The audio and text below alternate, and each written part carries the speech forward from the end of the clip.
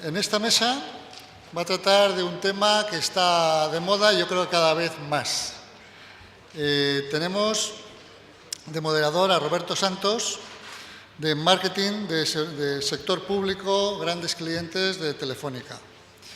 La acompañarán José Ramón Brandariz Calviño, capitán de fragata de la Armada del Mando Conjunto de Ciberdefensa, el MCCD. Javier Candau, jefe de ciberseguridad del Centro Criptológico Nacional de la Agencia de Protección de Datos, que también todos los años comparte con nosotros las experiencias y los proyectos que desde el CCN se están haciendo para las administraciones públicas. Y por parte del INCIBE, Abel González, responsable de ciberseguridad de INCIBE. Pues nada, adelante, Roberto. Bueno, muchas gracias. ¿Ya tengo volumen? Sí. Bueno, buenas tardes a todos. Gracias por asistir a esta dura hora del día. Ya sé que si os quedáis es porque tenéis una gran expectación. No me extraña, esta es la mesa más interesante que va a haber en las dos jornadas. Vamos a hablar de un tema que sale en los periódicos, en las noticias y en todas las webs de noticias todos los días, pero parece algo lejano, algo que pasa ahí en el ciberespacio, que no nos afecta, que son cosas como de gente muy innovadora, que sabe muchísimo de tecnología, pero desde que se han creado todos estos servicios en la nube, todo es as a service. Y el crime as a service también existe, el crimen como servicio está ahí. Cualquiera que le sobre un poquito de dinero o que tenga ganas de hacer una gracia con sus amigos puede juntarse, poner 50 pavos cada uno y decidir a qué organización del mundo van a atacar. Pueden hacerle una denegación de servicio, tratar de inyectarle malware, etcétera, lo que se les imagine en aquel momento. Hoy tenemos con nosotros a tres personas que representan tres organismos cuya misión fundamental es observar, prevenir o investigar sobre la ciberdelincuencia. Y a mí lo que me gustaría es que, y ya doy las conclusiones para que no os aburráis mucho, que os vayáis con el mensaje de que todos, absolutamente todos, estamos expuestos. Estamos bajo esa amenaza. Y esa amenaza no es solo un país extranjero que quiere atacarnos y hacernos daño, desestabilizarnos políticamente. No. 4 amigos, insisto, se juntan, ponen pasta entre todos y deciden que pueden tumbar un servicio que a lo mejor es fundamental para los ciudadanos. Empiezo de derecha a izquierda. Abel, cuéntanos desde tu organización cómo estáis observando este proceso, qué riesgos, qué medidas creéis que las instituciones públicas, en este caso, y también las privadas, pueden poner para tratar de evitarlo. Gracias, Abel. Muchas gracias, Roberto. Bueno, como dice Roberto, nos encontramos ante un problema altamente globalizado. Aquí, en realidad, no existen fronteras y los límites están a un golpe de clic. Están a 40 milisegundos, que es el tiempo que tiene que pasar desde un router a otro en una transmisión de datos. En este sentido, las mayores dificultades en las que nosotros nos encontramos como equipo de respuesta ante incidentes es fundamentalmente en muchos casos la dificultad para identificar el origen de la amenaza. En muchas ocasiones nos encontramos con que estos vienen de distintos países o simplemente están cambiando de las direcciones IP o dominios en los cuales se está ejecutando la actividad maliciosa. Básicamente hay un grupo de técnicas que permiten esta ocultación y que hacen que el seguimiento sea muy complejo. Dado que, como dice Roberto también, es relativamente sencillo acceder a este tipo de kits. Básicamente uno cuando entra en Tor, en la Deep Web, puede navegar por distintos foros y con algo de presupuesto pues va consiguiendo distintos exploit kits. ¿Que uno quiere un malware bancario como Zeus? Pues bueno, sabe que más o menos con 1.200, 1.300 euros lo puede conseguir. A partir de ahí, pues bueno, uno ya se puede ir moviendo en función de lo que quiera. Como ustedes se pueden imaginar, una amenaza como la que está existiendo últimamente, estos ransomware que acceden a máquinas, que acceden a nuestros servidores o en ocasiones a máquinas corporativas, cifran el contenido y luego se nos pide un rescate por la contraseña, no tiene una grandísima complejidad técnica. En realidad, básicamente lo que están haciendo es explotar el elemento más débil de toda la cadena, que es el ser humano. Y más allá de esto, una vez que uno ejecuta un sistema que simplemente te cifra todo aquello que tenga por extensión PDF, doc, XLSX y bueno, ya saben, pues bueno, hay poco que hacer. Entonces, en este sentido, quizá el primero de los ámbitos en los que creemos que hay que actuar es la prevención. Cuando se trata de artefactos con los que, más allá de la complejidad técnica, se están aprovechando de nuestras debilidades como usuarios, sí que merece la pena hacer un enfoque muy fuerte hacia la awareness. Y luego, por otra parte, en la lucha que tenemos que hacer frente a esta amenaza global es también una respuesta global. Y como respuesta global, entendida desde el punto de vista de compartición de información, actuación coordinada, desde el punto de vista especialmente público, en el cual, pues bueno, hoy además aquí nos encontramos representados los tres grandes sets de la administración pública, en los cuales, pues, con los cuales tenemos cooperación, coordinación, tenemos nuestras estrategias de compartición de información y en las que hay que seguir avanzando. En el plano internacional sí que me gustaría destacar, y ya casi para terminar este primer acercamiento, la participación en foros.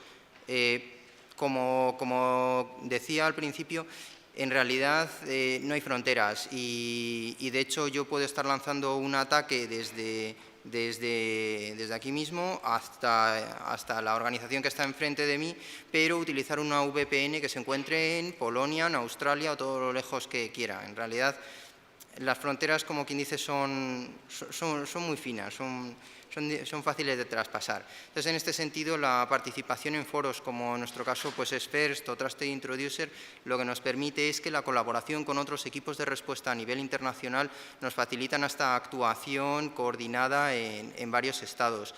Cuando en nuestro caso tenemos que dar respuesta a un incidente que viene de un país, y lo que queremos es bloquear un determinado tipo de tráfico aguas arriba, en realidad para nosotros decirle al ISP de ese país que bloquee tráfico es muy difícil. Sin embargo, trabajando con el CERT gubernamental de ese estado todo resulta mucho más sencillo. Entonces, en este sentido, la cooperación creemos que no solamente en el ámbito nacional, sino también en el internacional es muy importante. Muchas gracias, Abel. Ramón nos va a contar desde su punto de vista, que está básicamente en el mando conjunto de ciberdefensa, que siempre que hablamos de ciberdefensa parece que hablamos de tema muy oficial, los ejércitos, las otras potencias, pero vamos a ver, y él nos va a contar cómo esa ciberdefensa afecta a muchas más cosas que el ejército. Buenas tardes. Ante todo, gracias a la organización, Roberto, por haber contado con nosotros para este evento. En nombre de mi general, el agradecimiento. Lo excusamos. En cuanto al asunto que nos trae aquí esta tarde, el ciberdelincuencia como amenaza global, lo primero que me vino a la mente cuando recibí esta invitación fue ¿qué tiene que ver el Ministerio de Defensa con la ciberdelincuencia? Y bueno, como ha dicho el primer ponente, ciberdelincuencia as a service, o sea, todos somos clientes evidentemente de este servicio de ciberdelincuencia, lo padecemos. El Ministerio de Defensa es un ministerio con más de 100.000 personas en nómina, civiles y militares, y naturalmente es algo que tenemos que tener muy en cuenta, puesto que cada uno de sus miembros, individualmente, sus familias y también la institución, por supuesto, están sometidos a esta amenaza global y hay que tenerla muy en cuenta. Evidentemente, nosotros no somos los que tenemos que luchar contra la ciberdelincuencia, pero sí colaborar en cuanto podamos y conozcamos con los demás órganos del Estado para esto. Quisiera traer a la mesa que hace menos de un mes, el 30 de marzo, la Ley Orgánica 2/2015 ha modificado los delitos de terrorismo y a partir de ese momento el Estado y la Judicatura, los jueces y las fuerzas y cuerpos de seguridad del Estado tienen una herramienta más para luchar contra el cibercrimen. Estamos en un momento de profundo cambio social. Internet no es nuevo, evidentemente, pero digamos que está empezando a madurar. Cada vez somos más los usuarios y no solo usuarios de intercambio de información sin valor o con un valor sentimental, si queremos, o personal, sino ahora Internet es un vehículo de comercio mundial, es cada vez más importante.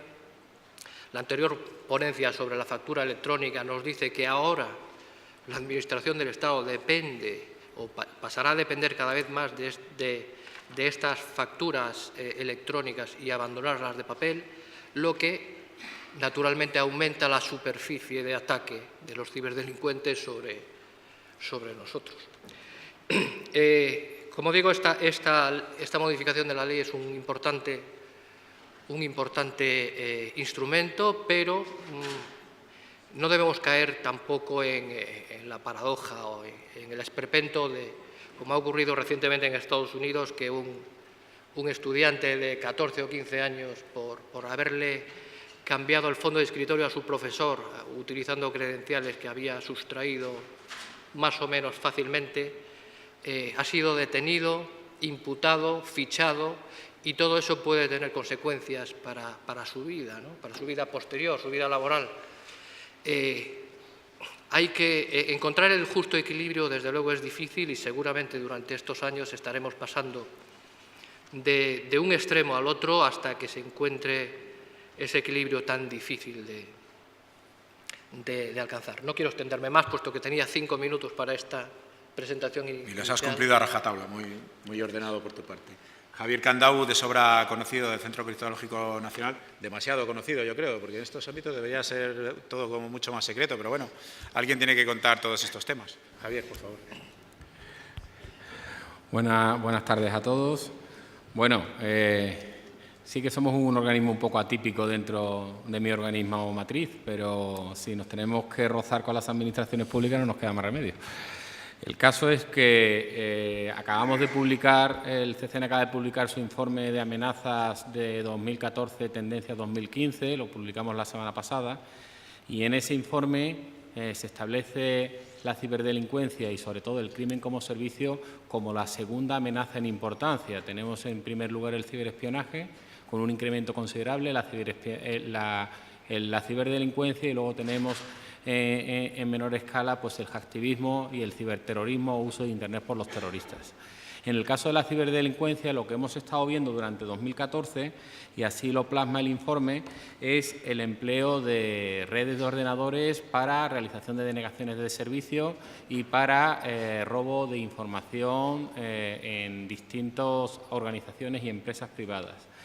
Tenemos también como fenómeno muy interesante a estudiar y que nos afecta especialmente a las administraciones públicas el ransomware. El ransomware en sus distintas variedades, acaba de hacer público el informe 21/2014, en el cual nos hemos visto obligados a sacar ese informe porque durante estos 3 primeros meses de 2015 hemos notificado más de 100 incidentes de ransomware en las diferentes administraciones públicas y empresas a las que damos servicio. Parece ser que en un principio el ransomware lo podemos ver como inocuo y más dentro de los ordenadores personales de los usuarios, pero lo que estamos viendo y lo que nos reporta nuestra comunidad de referencia es que está impactando y mucho a muchas administraciones públicas, que se ven cifrados un montón de datos de esos ordenadores. Las denegaciones de servicio utilizando estas redes de ordenadores y este crimen como servicio, estas organizaciones delincuenciales pues ofrecen estos servicios para echar de Internet en un determinado momento a algunas empresas de la competencia o incluso a pequeños ayuntamientos e incluso grandes ministerios. Esto lo estamos viendo repetidamente. Y, por fin, la venta de información o la venta del servicio en la cual una organización quiere obtener datos de otra y se va a la Deep Web, se va a donde toque, se pone en contacto con estos criminales que le ofrecen ese servicio de extracción de información y de monitorización de esos datos. Todas estas cosas son tendencias que vemos en franco crecimiento y, además, lo que antes veíamos que era como casi propietario de los Estados, que eran el empleo de amenazas persistentes avanzadas, es decir, de troyanos complejos para atacar a estas organizaciones, vemos que cada vez se está replicando más en estas organizaciones delincuenciales que ofrecen sus servicios al exterior. Entonces, lo que vamos a ver más en 2015 es más ataques tipos amenazas persistentes avanzadas, pero con el objetivo último de obtener información que pueda luego pasar a ingresos económicos a la organización atacante. Con eso, ¿cómo nos podemos defender? Pues, como ha dicho Abel, solo nos podemos defender trabajando todos juntos, intercambiando mucha información y actuando todos los CER, intentando levantar las infraestructuras de mando y control y limpiar el máximo número de ordenadores de todo este tipo de malware. Y, si es posible, conseguir los datos suficientes para conseguir atribución y saber quiénes son los que realmente están realizando estos ataques, pasar esa información a fuerzas del Cuerpo de Seguridad del Estado y, si tenemos suerte, poder empezar a hacer detenciones sobre estas organizaciones, cosa que aún todavía veo un poco lejos. Gracias, Javier. Bueno, Javier, cuando intercambiábamos los correos electrónicos para intentar coordinarnos y ver de qué íbamos a hablar en esta mesa y qué mensajes eran importantes, me decía que echaba un poco en falta que estuvieran aquí, bueno, y Ramón me lo comentaba también, que estuvieran aquí cuerpos y fuerzas de seguridad del Estado, judicatura, etcétera, ¿no? Y yo les comentaba que ciertamente una mesa de ese tipo sería muy importante a la hora de perseguir a los delincuentes, ¿no? Pero antes de perseguir a los delincuentes deberíamos poner sobre la mesa cómo estamos de amenazados, porque aquí el punto fundamental, bueno, se ha ido Aitor, pero yo creo que Ramón lo ha traído muy bien a colación. El punto fundamental es cómo es de grande el botín, porque eso es lo que marca realmente cuál es el incentivo que tienen los delincuentes para atacar a según quién. Y digo que se ha ido Aitor porque ahora que tenemos FACE y tenemos el punto único de facturación, pues me parece un botín estupendo, si yo fuera delincuente, el poder dejar fuera de juego un sistema como ese. Supone que nadie podría facturar en el sector público. Y esto me parece un tema realmente relevante. La pregunta que lanzo a la mesa, vosotros sois los expertos, yo solo vengo aquí de instigador, es: ¿se está haciendo una evaluación de cómo es de grande el botín en según qué sitios del sector público para priorizar? ¿Se está siguiendo realmente una inspección de si todos estamos de acuerdo con el Esquema Nacional de Seguridad, que me parece la base por la que empezar? Abel, te tocó. Empieza. Voy a responder, pero creo que aquí la voz autorizada fundamentalmente es Javier, pero yo voy a responder. En lo que nosotros hemos visto y en lo que a nosotros nos corresponde, sí, las evaluaciones de riesgos se están realizando. Dentro de toda evaluación de riesgos, al final se realiza todo el listado de activos con sus amenazas, vulnerabilidades, etcétera. En ese sentido, lógicamente se puede mejorar y el Esquema Nacional de Seguridad establece una serie de grados que te permiten seguir avanzando. Pero como digo, me parece que la respuesta más autorizada la va a poder dar Javier. Javier, claro, pelota para allá. Bueno, evidentemente, hoy por hoy, el punto más débil de nuestra cadena, si estamos hablando de administraciones públicas, son las sedes electrónicas. Las sedes electrónicas no son otra cosa que páginas web, en la cual estamos ofreciendo servicios a nuestras administraciones. FACE, al fin y al cabo, es una página web que está ofreciendo una serie de servicios a las administraciones. Yo FACE no lo veo muy peligroso, aparte de los datos tan suculentos que se pueden conseguir de esas 1000 facturas, pero lo veo de ese 1.000.000 de facturas, lo veo más por los datos que se recopilan, como que puedas echar fuera o dejar fuera de Internet FACE durante un cierto tiempo. Las administraciones se toman su tiempo para pagar, o sea que no hay problema. Y un mes... un DDoS a FACE no lo ves como algo fuera crítico, digamos, vale. Lo digo para que se quede tranquilo Aitor, que tampoco tiene tanto problema. O sea. No, pero sí que es verdad que en este caso nosotros estamos muy coordinados con el Ministerio de Hacienda y Administraciones Públicas y se hacen a este Ministerio se le hacen del orden de 10 auditorías de seguridad. IFACE es una de ellas, que la tenemos, ya le hemos hecho alguna y se hacen revisiones periódicas sobre estas. Pero sí que es verdad que en el caso de las administraciones públicas y aplicando el Esquema Nacional de Seguridad, que aunque realmente en enero de 2014 debería estar aplicado al 100%, la experiencia nos dice que todavía no hemos llegado a un nivel de implantación, al nivel de implantación deseable. Tenemos que hacer un esfuerzo en aplicar este esquema y, sobre todo, tenemos que hacer un esfuerzo en aplicar este esquema en 2 servicios para las administraciones electrónicas críticos, que son los servicios web y los servicios de correo electrónico. Por los servicios de correo electrónico nos entran muchas infecciones y por los servicios web realmente es nuestra manera de interactuar con empresas y ciudadanos. Con lo cual, esas 2 cosas, pues aunque no lo dice específicamente, sino que habla de unas auditorías cada 2 años en general, serían motivo de atención de auditorías prácticamente anuales en cada una de las sedes electrónicas de las administraciones públicas. Muy bien, muchas gracias. El otro tema que también ha sacado Abel y que me parece muy importante, saber el grado de colaboración, es una pregunta muy dirigida también a Ramón, es el grado de colaboración y los mecanismos de colaboración internacionales que hay, sobre todo en foros donde hay un conocimiento y una información muy especializada, como puede ser OTAN, etcétera. A mí me gustaría preguntarte, Ramón, específicamente, si desde esos foros luego se transparenta esa información hacia abajo, hacia otros organismos civiles, como puede ser CCN o puede ser INCIBE, y si ahí existe, digamos, un modelo de colaboración donde, bueno, ya no se distingue mucho entre quiénes son militares y quiénes son civiles, sino quién tiene conocimiento de valor y quién no lo tiene. Gracias, Roberto. Efectivamente, los mecanismos de colaboración existen, se usan, son bastante eficaces, pueden mejorar naturalmente.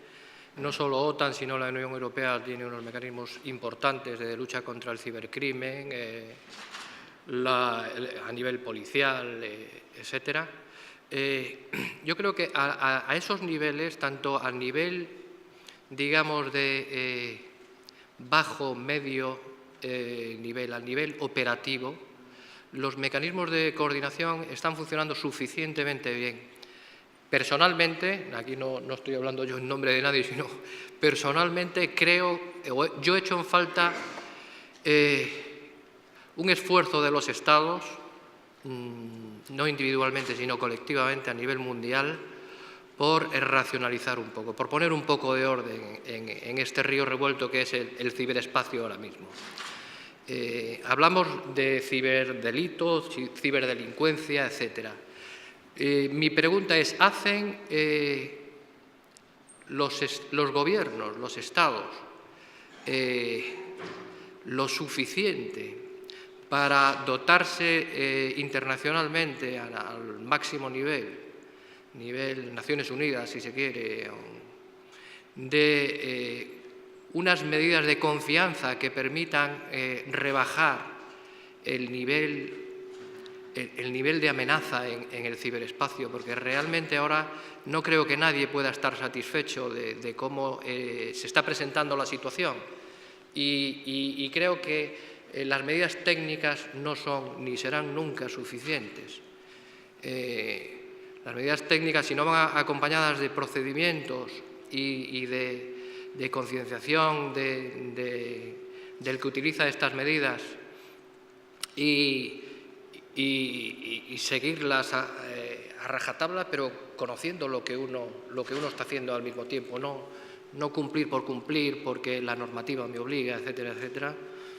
En el caso, creo que esto se está acoplando un poco. En el caso nuestro, en el caso de España, tradicionalmente hemos sido un país que ha regulado bastante bien, pero cumplido bastante mal, ¿no? O sea, nosotros normativa, esquemas, etcétera, tenemos para dar y tomar y estamos en muy buen nivel respecto a otros países de nuestro entorno, incluso más avanzados. Lo que nos falta es cumplimiento de esas normas que nos damos y eso pasa por 2 aspectos. Concienciación de los que las tienen que sufrir y aplicar, que somos todos los usuarios, y sensibilización de las más altas instancias para hacerlas cumplir. Casi siempre yo suelo poner el ejemplo de tráfico, ¿no? O sea, las campañas de concienciación o sensibilización de accidentes de tráfico para reducir estos accidentes siempre son impactantes y tienen un efecto relativo, pero realmente todos sabemos que si vemos un círculo que dice 80, debemos ir a 80, sí. Pero si no hay un radar detrás, ¿cuántos de nosotros no vamos más rápido? No basta con la normativa, hay que adoptar controles, concienciar naturalmente para que no seamos todos los que, o todos, o una gran mayoría, los que infringen las normas. España, ahí están las estadísticas, es uno de los países que más infringe las normas de propiedad intelectual en Internet. O sea, algo tenemos que hacer en este sentido. Algo que va por concienciación, por supuesto, bajar el nivel de infringir esta normativa que sí tenemos y también de controles, mejorar esos controles y hacernos responsables de nuestros actos. Bueno, pues yo no quiero dejar de aprovechar esta oportunidad que os tengo aquí a los tres. Y ahora que todos están ya bastante concienciados y muy motivados y están diciendo, ostras, pues yo en mi casa tengo un problema y tal, a mí me gustaría que les dierais solo un apunte de decir, tienes una sospecha, crees que tienes un riesgo, ¿qué tienes que hacer? Llamar a INCIBE, poner un correo electrónico, anunciarte en Google, no sé, algo. O sea, ¿qué deberías hacer si tú crees que tu organización está más expuesta o está lo suficientemente expuesta como para poner remedios sobre ello, ¿no? Pero cosas prácticas, o sea, algo así como decir, oye, pues revisaría tal cosa, miraría tal cosa y luego informaría a tal organización para que me ayudase a hacer esto otro. Yo, si me permite, Roberto, voy a ir un paso más atrás, que es qué debo de hacer para enterarme de que hay algo raro, que en muchas ocasiones esto ni siquiera pasa. De hecho, si nos vamos a las famosas APTs, básicamente en lo que se han asentado es en un comportamiento absolutamente normal, en el que no se levanta ninguna sospecha, simplemente van trabajando, crean su canal encubierto y desfiltran información durante años. Y así, pues bueno, te puedes cargar una empresa sin ningún tipo de problemas. Bueno, entonces, quizá para esto, pues yo recomendaría leer de cuando en cuando los principales blogs de seguridad. Entonces, más allá pues, de los que podemos tener en el ámbito público, creo que en el ámbito privado hay blogs muy buenos. Merece la pena tener un listado donde uno los pueda agregar a su feed y diariamente decir, oye, esta noticia suena interesante. Hay boletines, también se emiten boletines por parte de CER, que te puedes apuntar a un boletín que es más te entra la información, no tienes que ir a buscarla, muchas veces el día a día no nos deja estar tan atentos. Eso es. Entonces resulta muy cómodo. En nuestro caso, por ejemplo, tenemos ambos servicios, tanto el servicio de blog, en el que más o menos nos obligamos a escribir sobre pues algún tipo de malware, alguna campaña, algún tipo de incidente que nosotros hemos visto y anonimizamos para decir, oye, que sepáis que esto está sucediendo. Y luego, por otra parte, lo que tenemos es una bitácora de incidentes, que es cosas que nosotros, más allá de que no nos hayan visto, más allá de que no los hayamos tratado, sí que sabemos que están sucediendo y que han podido suceder en otros países. Pero, como digo, al final la historia se acaba repitiendo. En ese sentido, una vez que uno empieza a tener algunas sospechas, pues lo mejor es comunicárselo al equipo de seguridad de su entidad. Bueno, si uno está en su casa, yo aquí sí que voy a barrer un poco para nuestra casa, la Oficina de Seguridad del Internauta, que es al final el equipo que puede dar respuesta, soporte, apoyo a los ciudadanos. OSI.es. Y desde el punto de vista más corporativo, pues creo que lo primero que hay que hacer es hablar con nuestro equipo de seguridad de nuestra entidad y a partir de ahí ir escalando. El equipo de seguridad va a ser el que va a poder tomar las primeras pruebas y a su vez pues, determinar si en un determinado momento se tiene que poner en contacto con el SOC, con el CERT, etcétera. Y a partir de ahí pues ya todo va escalando, pero me parece que es muy importante que hablemos con nuestro equipo de seguridad. Y voy a poner solamente un ejemplo muy sencillo. Nosotros el año pasado hicimos un ciberejercicio con 15 empresas, con 15 grandes empresas. Y una de las cuestiones que queríamos probar era ingeniería social. Entonces lo que hicimos fue, con cada una de estas empresas, suplantamos a su correo de recursos humanos y les enviamos una promoción haciéndonos pasar por su departamento de recursos humanos una promoción para un fin de semana en París. Entonces, pues, alguien quien recibía estos correos podía descartarlo, podía leerlo, una vez que lo leía podía entrar en el portal y ver qué pasaba, incluso ya cuando entraba en el portal podía meter sus contraseñas o no. El nivel de madurez máximo era el que lo leía y avisaba al equipo de seguridad, es decir, no solamente lo descarto, sino que, señores, sepan que estoy recibiendo esto y que probablemente no soy el único que lo está recibiendo. Entonces me parece que hablar con nuestro equipo de seguridad es un buen consejo. Ramón, Javier. Bueno, por alusiones, Yo creo que aquí, bueno, está bien eso de apuntarse a los blogs, etcétera, Es una cosa muy deseable, muy instructiva, pero realmente, y eso es una cosa que no podemos hacer dejación de funciones ni delegar en los equipos de seguridad. Nosotros, INCIBE, Mando Conjunto en su ámbito y nosotros estamos para ayudar, pero los que tienen que defender sus redes porque su negocio está allí son las administraciones públicas y las empresas. Y lo primero que tenemos que hacer es, si nosotros por ser más eficientes estamos promocionando pues muchos servicios en nube, estamos dándole soluciones de movilidad a nuestros gerentes y a nuestros empleados, estamos permitiendo el empleo de redes sociales para muchas actividades, es decir, estamos abriendo nuestra superficie de exposición, eso lo tenemos ese riesgo que está subiendo y al que estamos siendo sometidos lo tenemos que mitigar de alguna manera y eso se consigue con mayor capacidad de vigilancia. Entonces tenemos, y no es una opción, aunque el NS solo nos obligue a sistemas de detección de intrusos para nivel medio, tenemos que desplegar capacidades de vigilancia en nuestras redes. Después de que tengamos esas capacidades de vigilancia en nuestras redes, sí que podremos pedir ayuda a los CER en nuestras comunidades de actuación para que nos realimenten con reglas, para que nos realimenten con información. Pero tenemos que tener equipos de seguridad que sean capaces de vigilar las redes y tener esas capacidades de vigilancia. A mí me sorprende muchas veces que grandes empresas y organizaciones tengan unos equipos de seguridad física impresionantes, tengamos un montón de guardias de seguridad en todas nuestras instalaciones físicas que nos están pasando escáneres por todos lados y luego tengamos unos equipos de seguridad tan ridículos en nuestros sistemas de tecnología de información y comunicaciones, que además es donde está toda la información y toda la vida de nuestra organización. Entonces tenemos que cambiar un poquito nuestra aproximación a cómo tenemos que gestionar la seguridad relacionada con las TIC. Es nuestra responsabilidad y tenemos que desplegar esa capacidad de vigilancia, porque lo que no es una opción es aislarnos de Internet y no dejar a los usuarios hacer nada. Con lo cual, punto 1, capacidad de vigilancia. Punto 2, pedir ayuda a los CER de nuestra comunidad de actuación.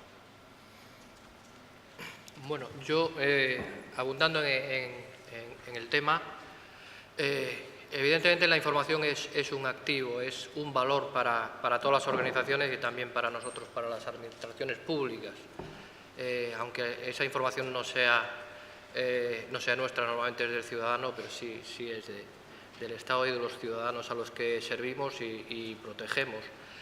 Evidentemente, a nadie se le ocurre, porque no, tener varios millones de euros en una caja fuerte y que haya solamente un señor, por muy administrador de seguridad que sea, que tiene acceso a cualquier hora del día o de la noche a esa caja fuerte, puede abrirla, cerrarla, sacar o meter dinero, esto último lo dudo, pero vamos, lo primero podría ser, Puede pasar. y confiar en que eso vaya bien, ese negocio no puede ir bien. Esto redunda un poco en lo que acaba de decir Javier. Los equipos que tenemos de seguridad y las medidas que adoptamos para garantizar la seguridad de nuestra información, de la información que estamos obligados a proteger, no siempre son las mejores ni las más adecuadas. Teniendo en cuenta que cada uno sabe la información que tiene, el valor que tiene para su entorno, las medidas que tiene que poner en juego naturalmente tienen que ser proporcionales al valor de esa información. Esa información, si hablamos de datos privados de los ciudadanos, el valor no es solo económico, sino es diferente, pero muy alto. No lo voy a explicar aquí, evidentemente todos lo podemos entender. En cuanto a la amenaza, fuentes solventes de consejeros del presidente de Estados Unidos han dicho recientemente que si tu red está conectada a Internet, asume que estás infiltrado. Toma las medidas pertinentes para minimizar los riesgos, no para evitar la infiltración, sino para minimizar los riesgos. Es decir, que si entran, no entren hasta la cocina, que haya una serie de niveles que tengan que cruzar. Y lo más sensible, aquello que tengamos de mayor valor, debe estar, a ser posible, aislado de Internet, aislado de cualquier elemento conectado a Internet, y para eso, naturalmente, contamos con el asesoramiento de los magníficos CERT que tenemos en la Administración Pública, como son el CCNCER y el INCIBE, que puede ayudar a la Administración a conseguir mejorar la seguridad de nuestras redes y nuestros servicios. La información, naturalmente, es un activo, pero hay otro valor importante, que es el ciberespacio, garantizar la libre circulación en el ciberespacio. Es otro aspecto que no se ha tenido muy en cuenta hasta ahora. Naturalmente, cada uno tiene que proteger la información, pero alguien tiene que proteger el derecho a utilizar libremente el ciberespacio. Ahí entrarían otros actores que no se preocupan tanto de la información, puesto que cada propietario tiene que ocuparse de la suya, pero debe garantizar esa libertad y ese libre acceso de todos los usuarios legales y legítimos al ciberespacio. Bueno, pues va a empezar la ronda de preguntas. Me quedo con varios aspectos que han salido en la ronda de preguntas entre el público, obviamente, ¿no? Si alguno queréis hacer alguna, pues por favor levantad la mano y os pasan el micrófono muy amablemente. Me quedo con varias cosas que han salido aquí en la mesa, una muy innovadora y es que un capitán de la Armada dice que uno de los valores fundamentales es garantizar la libre circulación en el ciberespacio. No me digáis que esto no va de innovación, o sea, eso está clarísimo. Entonces, por otro lado, el hecho de que nos reafirmes que efectivamente los Estados Unidos están infiltrados en todos nuestros sistemas también es una constatación después de... Bueno, perdona, yo no he dicho de hecho, ha dicho que alguien... Que ellos saben que alguien está. No, que sí, que si yo estoy conectado a Internet, ellos también. La prueba es que hace muy poco la Casa Blanca se ha visto... Efectivamente. Y después de lo de Snowden y todo lo demás, no nos queda ninguna duda de que alguien está en nuestros sistemas, ¿no? Entonces, por favor. Muy buenas tardes. Bueno, ha sido todo muy interesante. Muchísimas gracias por la ponencia, pero particularmente yo me he quedado con un punto y es tenemos muy buena normativa, pero mal cumplimiento. No recuerdo cuál de los 4 ponentes. Realmente yo creo que ha habido un problema y es los presupuestos han sido bajos y hemos ido a la de mínimos, que es al cumplimiento y auditorías a la realización de la normativa, pero luego los presupuestos para lo real, que es lo técnico, se ha considerado menos. Yo creo que ese esquema, no sé si en otras organizaciones está pasando, pero yo creo que es un problema porque nos estamos fijando mucho en la norma y estamos poniendo pocos presupuestos en la parte técnica y el papel lo soporta todo, pero la realidad no. No sé si ustedes están compartiendo esa reflexión. Gracias. Por mi parte, completamente de acuerdo. Quizá, y por tratar de ser optimista, creo que desde la publicación de la Estrategia Nacional de Ciberseguridad algo está cambiando. La publicación de la propia estrategia nos daba lugar a tener claro hacia dónde vamos y a partir de aquí realizar una serie de planes que nos permitan identificar eso, cómo lo vamos a acabar implantando. Y ahora mismo, pues bueno, particularmente los que estamos en la mesa más el resto de ministerios, estamos participando en el desarrollo de estos planes derivados en los cuales vamos a evitar duplicidades, vamos a identificar qué presupuesto es necesario y lo vamos a solicitar. Y con esto, pues por lo menos habremos conseguido una cosa que yo creo que hasta ahora no había sucedido, y es poner en negro sobre blanco cuáles son las necesidades con una única voz de todos los ministerios y escalarlo a quien toma las decisiones. Entonces me parece que, si bien hasta ahora es absolutamente indiscutible, creo que vamos en el buen camino. Bueno, yo estoy de acuerdo contigo, pero ese es un problema endémico del personal de seguridad. Es decir, cuando tú intentas vender seguridad dentro de tu administración y te enfrentas al administrador que está vendiendo funcionalidad, el de seguridad siempre tiene las de perder, ¿eh? Lo llevamos siempre mal. Entonces, siempre, muchas veces, por desgracia, en seguridad nos vamos guiando más del cumplimiento normativo, porque al final tu gerente, tu director te dice, pero ¿qué me dice la ley? ¿Qué me dice la LOPD? ¿Y qué me dice el esquema nacional de seguridad? Y eso es específicamente lo que se cumple. Eso es una cosa que, como dice Abel, en la estrategia de ciberseguridad nacional se intentará solventar, pero, por desgracia, muchas veces todas las medidas de seguridad van a que cuando nos pregunten digan no, yo lo tengo todo cumplido y no me pueden poner ninguna multa, a intentar realmente ser mucho más proactivos en la vigilancia de las redes. Lo que sí que es cierto que tenéis que avanzar paso a paso, empezar a desplegar sistemas y empezar a realimentar a tu organización con la seguridad o con los incidentes reales que está sufriendo. Que no sea una cosa que la vayan tratando los administradores de una manera parcial, sino que la dirección tenga una visión global de eso.